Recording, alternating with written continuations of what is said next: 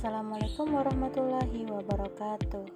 Di sini saya akan menjelaskan tentang mekanisme transmisi pendengaran. Yang pertama yaitu ada gendang pendengaran. Gendang pendengaran atau gendang telinga adalah selaput tipis yang terletak di antara telinga luar dan telinga tengah. Gendang telinga berfungsi menerima gelombang bunyi yang masuk melalui liang telinga, kemudian mengubahnya menjadi getaran. Getaran tersebut diteruskan ke tulang-tulang pendengaran di telinga tengah, yaitu tulang martil, tulang landasan, dan tulang sanggurdi.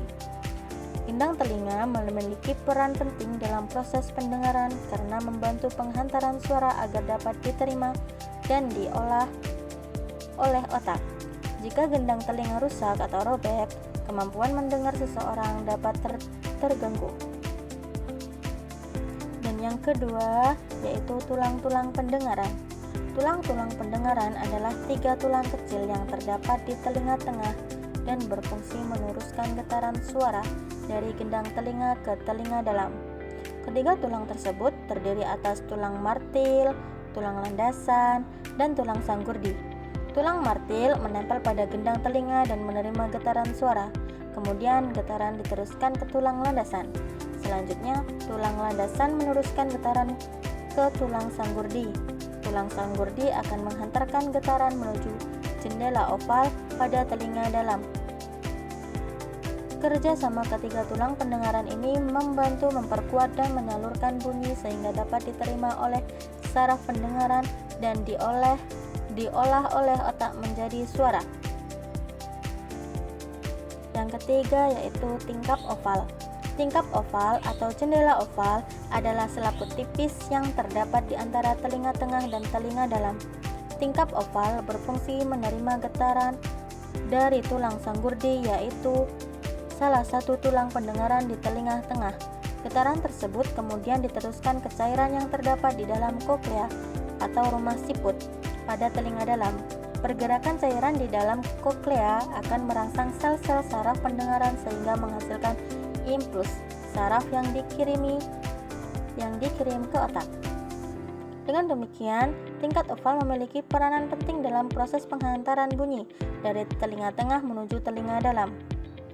Dan yang keempat yaitu koklea. Koklea atau rumah siput adalah bagian telinga dalam yang berbentuk spiral seperti cangkang siput dan berfungsi sebagai alat penerima rangsangan bunyi. Di dalam koklea terdapat cairan dan organ korti yang memiliki sel-sel rambut pendengaran. Getaran suara yang diterima dari tingkap oval akan menggerakkan cairan di dalam koklea sehingga merangsang sel-sel rambut tersebut.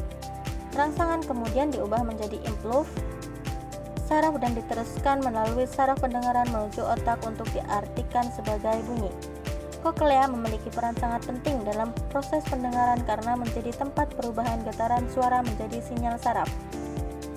Yang kelima yaitu cairan limfa. Cairan limfa pada telinga dalam adalah cairan yang terdapat di dalam koklea dan saluran setengah lingkaran.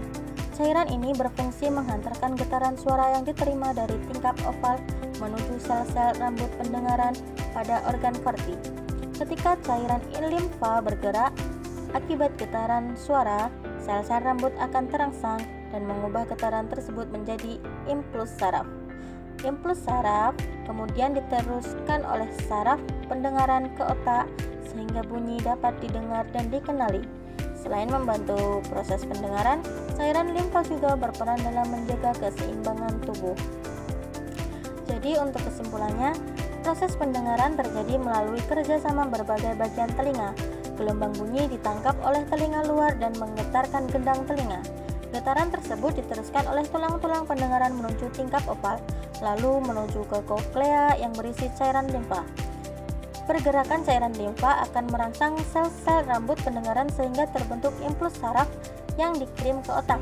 Dengan demikian, bunyi dapat didengar dan dikenali oleh manusia. Terima kasih.